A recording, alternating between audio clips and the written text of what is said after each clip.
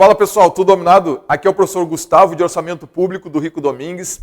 Eu estou aqui hoje para passar algumas dicas para vocês. Nossa matéria tem despencado em diversos certames Brasil afora e especificamente para você que está se preparando agora para o TJ Santa Catarina e já está vislumbrando um TCE aqui de Santa Catarina também, ou de qualquer área fiscal, de outros tribunais, fique atento porque a nossa matéria tem despencado aí em muitos certames.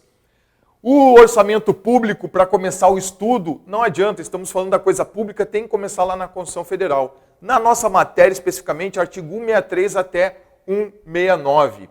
Abaixo da Constituição Federal, nós temos outras duas leis.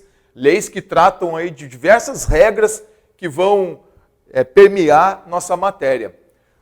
Essas leis, elas vão dar todas as orientações para elaborar aquelas leis que vão materializar o orçamento e o planejamento no nosso país. Essas três leis, o Plano Plurianual, Lei de Diretrizes Orçamentárias e Lei Orçamentária Anual, são leis, sim, estamos falando da coisa pública, como é a administração pública, o orçamento público segue a mesma lógica. O administrador público só vai fazer aquilo que está na lei. E o planejamento e o orçamento são obrigatórios e são leis. Começa com o nosso plano plurianual, que é um planejamento de médio prazo, passa pela LDO que vai dar a orientação anual para cada ano, e aí sim nós temos o orçamento propriamente dito também anual. E uma recomendação que eu passo para quem está começando a estudar a matéria é o seguinte: não adianta você querer estudar o artigo 63, o 69 que eu falei agora há pouco, que você tem que saber para a prova, no início da matéria, se você nunca viu orçamento público antes. Por quê? Porque ali na Constituição Federal você tem vários tópicos diferentes da matéria, não segue uma sequência lógica. Então, pessoal, o que eu recomendo? Ou você pega um curso completo aqui do Rico Domingues de orçamento público, ou compra um livro mesmo com a teoria toda que está lá desencadeado, numa sequência mais lógica e para o maior entendimento ajuda bastante, isso é fundamental para criar essa base. Aí depois, logicamente, que você fizer essa passagem geral aí pela matéria, você dá essa olhada geral, você começa a pegar a Constituição Federal, artigo 163 e 169, tem que dar uma lida lá sim, e o mesmo serve para essas outras duas leis.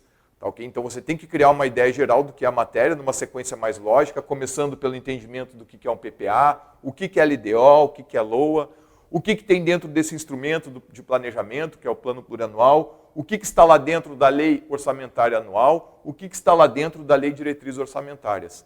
Estudar os princípios orçamentários para entendê-los, entender a lógica do orçamento público no Brasil, depois ver as classificações da receita e da despesa, cada uma com a sua finalidade, e aí dar uma estudada geral no ciclo orçamentário, que começa com a elaboração das leis, a aprovação, a execução, depois o controle e a avaliação.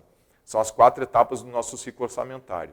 E aí depois tem alguns detalhes em relação à execução orçamentária, que envolve créditos adicionais, restos a pagar, despesas de exercícios anteriores, suprimentos de fundos.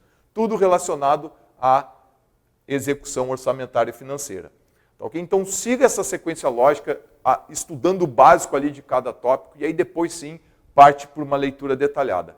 Tanto as leis quanto esses artigos que eu citei da Constituição Federal, se você sair agora rachando e lendo de ponta a ponta, você pode ficar com as ideias um pouco misturadas, aí vai dificultar um pouco o seu entendimento da matéria. Falou, pessoal? Vamos lá, firme e forte, rumo à aprovação, até a próxima.